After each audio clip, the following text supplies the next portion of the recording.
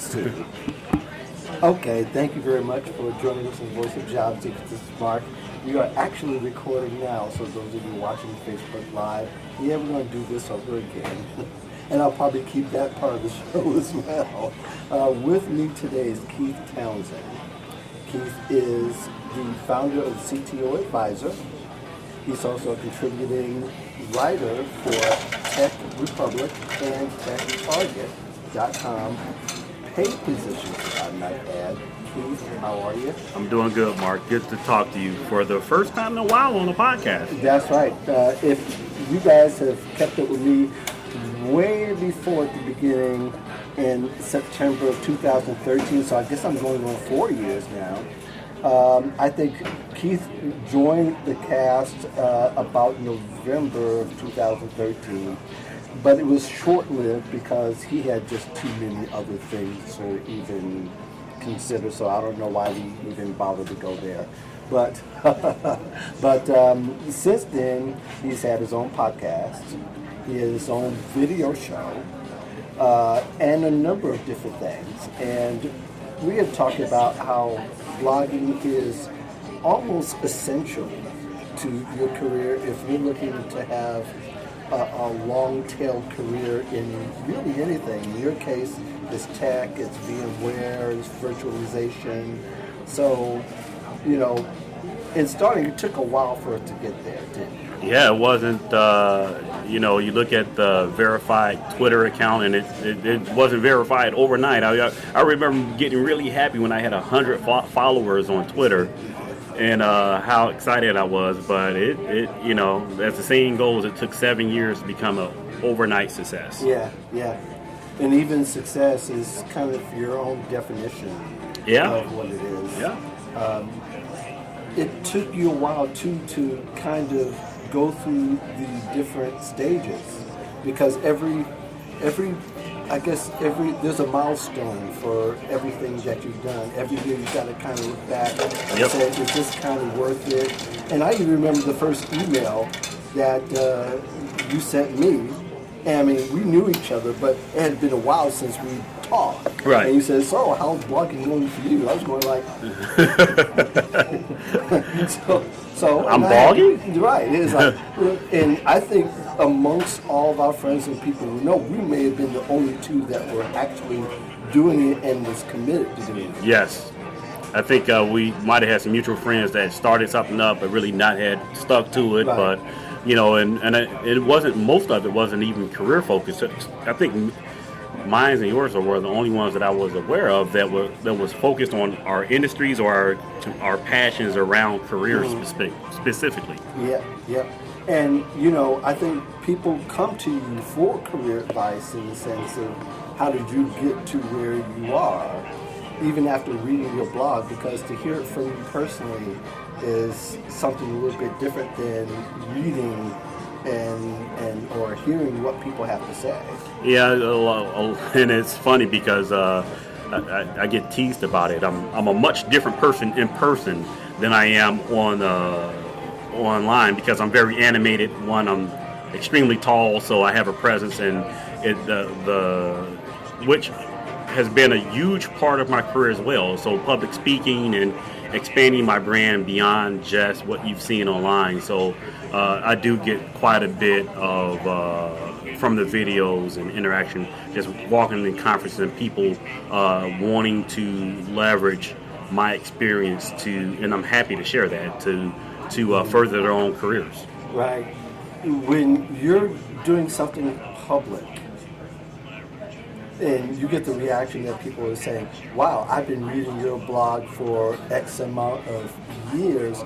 What does that feel like now? I got a LinkedIn request yesterday, or 2 days ago, that was very humbling. A guy emailed me. He just said, you know what, I've been watching your videos, I've been reading your blog posts, I've been following you on Twitter for years. Your stuff has contributed to me getting my AWS certification. I just want to thank you and connect with you. And that was amazing to hear and see, because you have the desire to have that impact. And when people reciprocate by actually sharing that what you do has made a difference in their professional lives is quite amazing. I can see that, and I've experienced a lot of that. How did it feel, going back to the beginning of blogging, that you were, if it felt like me, you were blogging into the echo chambers of the universe? Like if you write a blog post and no one reads it, did you really write a blog post? I don't know, yeah. It was, it's funny because especially when you first start, you're really obsessed about how many people have read it, the stats, and, you go to your WordPress stats and you see, I had 10 readers today, and you're really excited. But I think the best step filling is when I go to a conference and I'm listening to the speaker who, most of the time you go to a conference, the speaker, you idolize these guys, like, oh man, guys or gals, and you're like, man, I want to be that person on stage. Right. And then afterwards, you start hanging around, ask questions, and they ask you. And then the speaker, like, yeah, I know who you are. I've read your stuff, whether it's positive or negative. Like, but oh wow, that's up. You've read my stuff. That's amazing. Yeah, it is amazing, and you never know how you affect people when you put things out there in the universe. Of course, if you stink, you stink. True. But sometimes you write stinky stuff to get it, and you don't know if it's going to resonate positively or if the whole world's going to gather around it, or whether it's going to be debunked. But I think in either way, your thoughts are out there. And sometimes even the ones that are not 100% on target are the ones that would resonate at least with one or two people in one way or another. So I got a great story around that very topic. So one of my first paid posts, which maybe my second or third paid post, was I don't want to call it a hit job, but it was a negative piece on a piece of software that a company called VMware was writing. And I was very impatient. I'm like, man, is this what we in the industry call vaporware, something that's not true? There's something that'll never come out. And I wrote the post, and the general manager of the business unit that's responsible for the software read it. He emailed me, and I just happened to be in town, and he said, let's go out for lunch. I get out to lunch, and the guy, very nice, but he basically undresses my whole post. He's, I'm kind of, he was like one of those guys that, I kind of wrote, this hot new technology that everyone's talking about at the time is called OpenFlow. And he was like, yeah, I wrote that.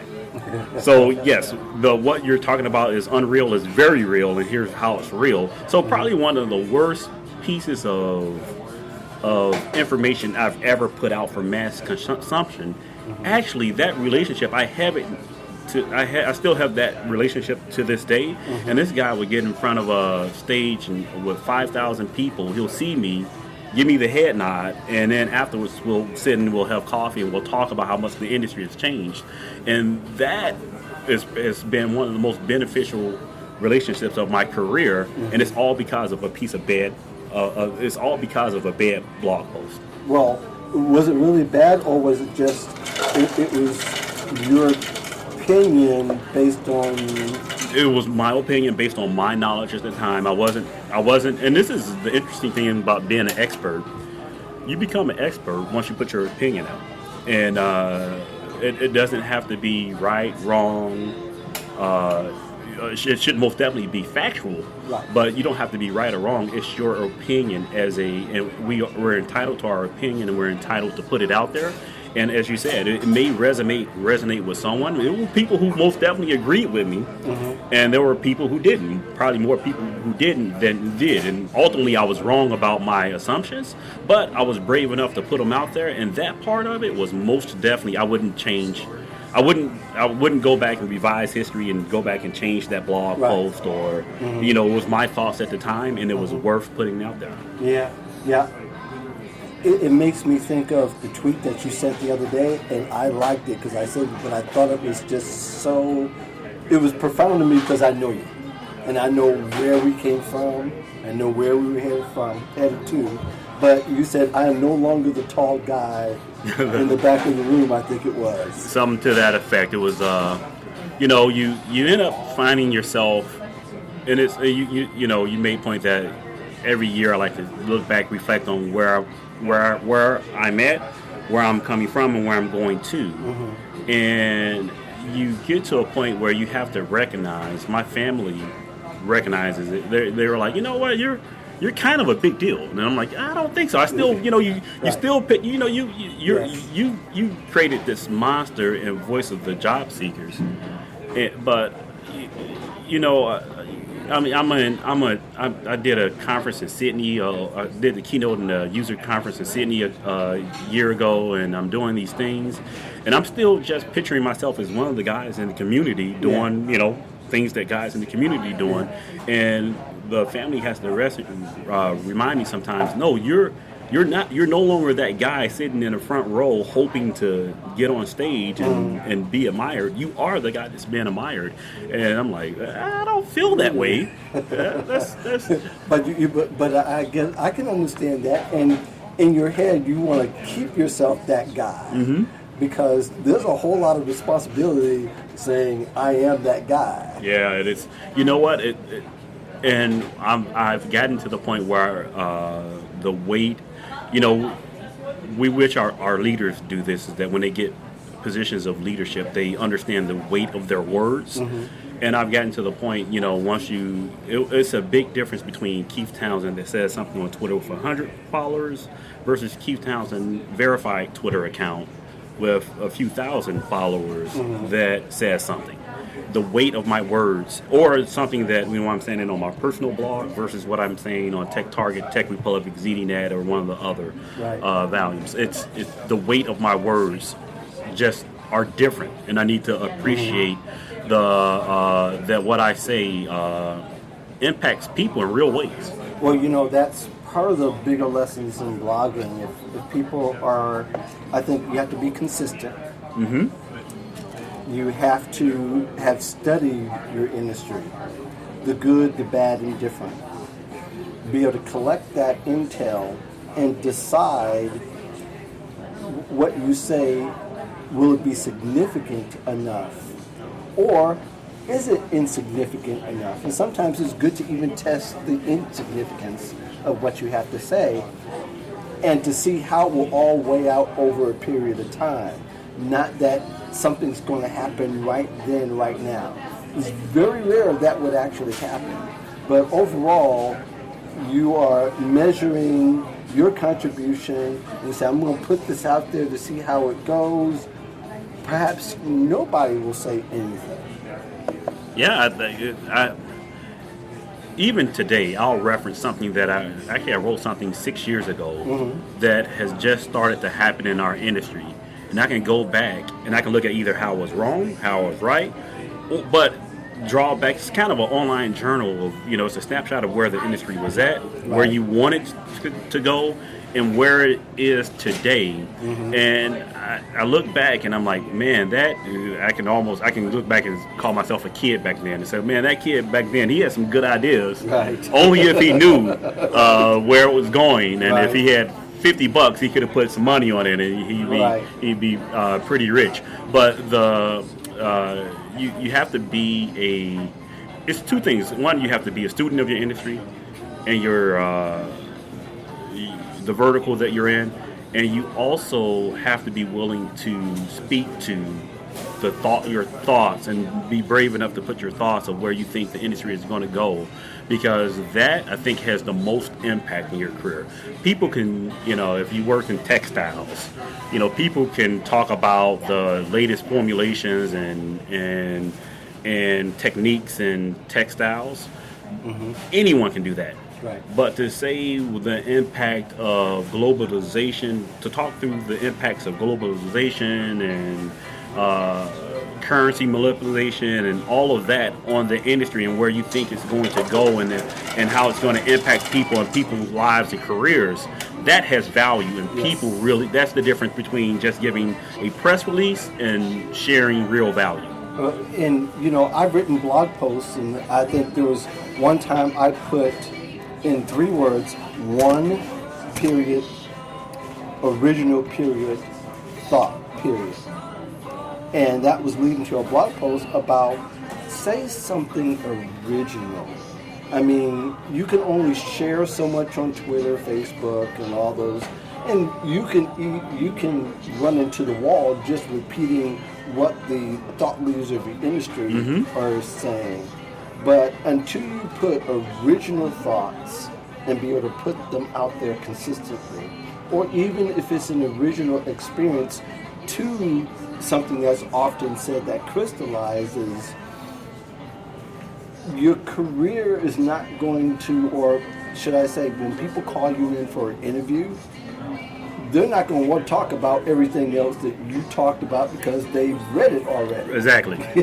Yeah, we've talked about this. You know, when I my last job search, you know, the minutia. You know, I had a conversation with a recruiter yesterday because I always have conversations with recruiters. Right. And the conversation was, "Oh, Keith, we're not going to talk about this, and that. That's already on your LinkedIn. That's in. I can go to CTOadvisor.com. Right. I can go to Tech Target. I can read about all of that stuff. Let's talk about the stuff that I don't see.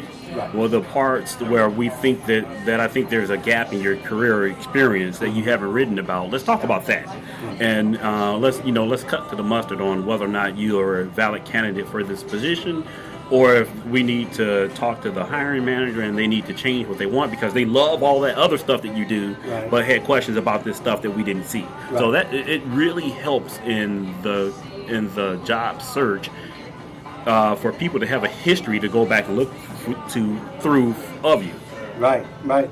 And I think that you can control the discussion a whole lot more from the point of this is what you need to know, or I can tell you what you don't know already from reading, for you at least, and for me, hundreds of articles that we've written over a period of time. Yeah, you can literally, I can take a subset of job search, and I'm like, I wonder what Mark would think about this. I'll Google Mark Dyson and one page or two page resume, and I'm going to find your opinion on how big your resume should be. I don't that if you think about it is an immense career value. Sure. If you're a job seeker looking for a job and you are looking to get a career consultant, hey, you know what?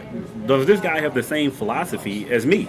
I can figure that out just by reading his pieces. That is a match. And I think there's a broader discussion when we hear recruiters and people say that, well, we want to find the candidate that fits.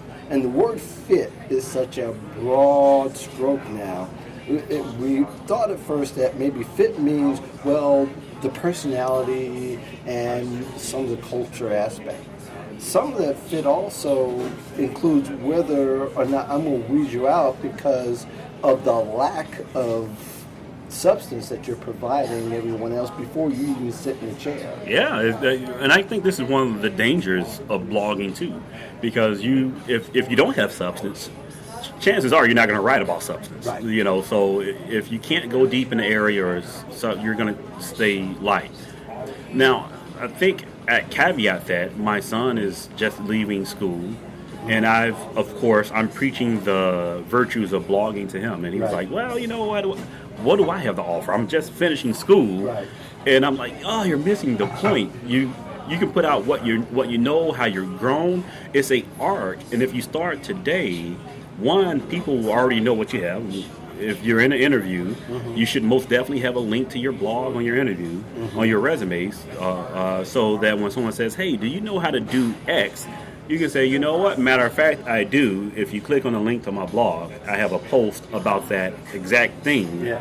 And you can go and you can show where you're at today in your career, and that whether you're an expert, mid-career, or just starting out has tremendous value. Absolutely. In your experience, how much does it mean the engagement, interaction that you get on social media and as it relates to your blog? You know, I love, we blog and we tweet and we do Facebook, we do LinkedIn, and LinkedIn is probably of the 3 or 4 social media networks, LinkedIn is probably my favorite. The whole point is I want to know what my peers understand about, or what my peers think about my thoughts, and whether or not I'm on the right track, or whether or not there's disagreement. If I'm on the island, I'm fine with being on the island. I just want to know. Or whether or not I'm being helpful to the community and what I'm doing is helpful. Or so it's or if I have a problem and I want to have a problem solved, writing a blog post or tweeting or having a LinkedIn post is about creating a conversation and being part of the community. So this globalized world we have, these platforms give us a method of being part of the community, and you have to participate in the community to be part of it. So interaction is key for me. Yeah. I think when you have those, to me, the interaction is part of the intelligence that you collect for the next blog post. Or some of that, and sometimes it's even broken down a little bit further to the point to where it starts to shape the long-term trajectory of your thoughts, and you can continue to write some more. So really, between that and having clients, you'll always have material for a blog post. A lot of times what I'll do is I'll throw out, I got some really great advice listening to another podcast from another blogger. He says he'll try new material out on Twitter. So he'll put out a topic, and if there's a huge amount of interaction, that's the next blog post. Right. If there's not much interaction, then maybe it's a topic, but maybe it needs a little bit more refinement, and he'll throw that in the draft bin. But the bait that he throws out that gets a lot of interaction on one of the social platforms is a great potential topic for his blog. Yeah. I tried that at one particular point, and I think maybe it was too early for me to try. I got the echo chamber of the universe. It was like nobody responded. Well, a couple of people go, So, that didn't quite work for me. But having said that, sometimes you should put those thoughts out there anyway, because it may not make sense to people at that particular point, but in essence, you don't know until you've fleshed it all out, until you've created a vision. People go, that's what you meant. Yeah, it's because it's hard to capture, whether it's LinkedIn or 140 characters, it's hard to capture a complex thought. So, I'm known for coming up with like crazy correlations in our industry, and a lot of times I'll put something out there and people are like, Keith, are you balanced? Have you taken your meds today? I don't understand what you're saying. And it takes a full blog post or a series of blog posts to get the complete thought out. And then a lot of times it'll either resonate, or people will still say, okay, you're not crazy, but what you're saying is stupid. But I understand what you're saying. But so either way, I agree with you that you can't always get that full thought out in a social media post and get the reaction or interaction. I've written something on social media and people are like, we got to see the post. Then I'll come back to the conversation and say, well, here's the post, go back and read it, and then it becomes a more fulfilling conversation. But what percentage would you say would you consider of the things that you've written would be a successful post? I guess the question is, how do you define success? In essence. Yeah. But the reason why I ask, because I look back and I'm going, probably out of everything I've written, probably 20% of what I've written I would consider successful, being that either somebody significant noticed it or that it helped somebody. Yeah, so I think I'm sure that most of the stuff that I've written has helped somebody in some way, either understand technology, solve a problem, or help them in their career. I may never hear about it. So that of the stuff that I hear about, I think I would rank success as I look back on the post and months or years away and read it, and I'm still very proud of, like, man, That was some good stuff there, and I would put that number at about 20% too, because a lot of the stuff that I write is is off the cuff, kind of what my thoughts are, and then how there's some blog posts, whether you get 5 people to read it, 100 people to read it, 10,000 people that read it, that you're just really proud of. Yeah. And then you have some posts that you're like, just throw that out there, and you get like 10,000 views. You're like, where did that come from? I'm like, I don't particularly even like it today, but you have that. So I define success as stuff that I look back on, same as you, that either someone of significance or influence, because everyone is of significance, someone of influence recognized, and they're led to a chain of additional derivative work or further thought, and it helped move the industry forward. I think, but it's important though that people define what success for them is when they're starting out blogging. You don't know exactly what it will look like in the end. You don't even know how long. But in essence, I think that's where people are. If there is one last thing, and I know we have just a couple of minutes left, one last thing that you could say that could possibly move somebody from maybe to a year, what would that be?